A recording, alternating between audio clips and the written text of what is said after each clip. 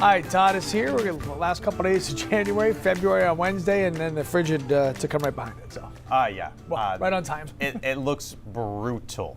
Also, brutal. I mean, be remiss if I didn't mention your favorite days this week. Oh, the rodent day? Yeah. Yeah. Little fuzzy guy. Caddyshack day. What day is that? I'm gonna call it sick. What day is this? February 2nd, isn't it? Which day of the week is it? Thursday.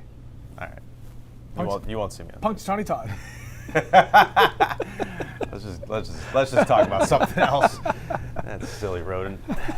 All right, so we're gonna start with temps because a lot of us are actually not that cold. I mean, it's late January, and we've got our temperatures that are in the mid to upper 30s. However, look at the northern half of the state, teens and single digits. So we have a front passing south, and it's bringing in some colder air, and we'll watch our numbers slide through the morning and into the afternoon as well.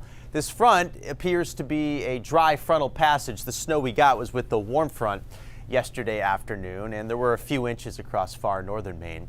Then we're going to see high pressure work in. Looks pretty quiet for much of this week, although some storminess, which is going to be to our south, will graze us tonight with a little light snow. So we'll get into that in a second. A bright start. There'll be sunshine out there for some of you, and then the clouds start to increase with that mild feel and temps above freezing. Careful, because as we slide, some black ice may form, so be alert for that. Midday, the clouds take over. It will be feeling different, a little chillier out there. Afternoon and evening, most of us are just cloudy without any snow falling for the evening commute, but light snow breaks out in the mountains and foothills and then spreads east deep into the evening. Our roads are going to grease up and they will get slick as this snow starts to fall later on with temperatures below freezing. 9 o'clock, we pick up the story. Periods of generally light snow, but there'll be a little burst on the mid-coast and down east during the overnight, and that will give you an extra inch or so.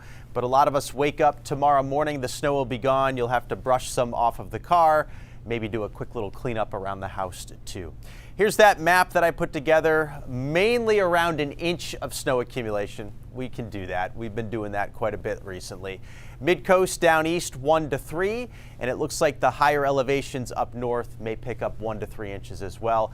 A little too mild for much accumulation, southern York County and the southern part of New Hampshire, where it's less than an inch of any accumulation. Tomorrow looks good. We'll be back to sunshine. Wednesday's seasonably cold as well. The storm track suppressed to our south. We don't have to worry about anything big this week.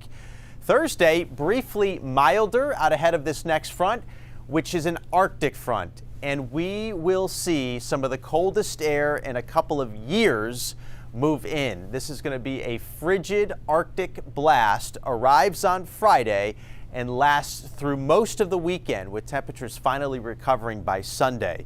But a good 48 hours of severe cold, and some records may fall. Not a ton of them. It's not like it's the coldest air we've ever seen. You've seen blasts like this through much of your lifetimes, but we haven't had one like that in a couple of years, so it's going to mean business late this week and to start the weekend.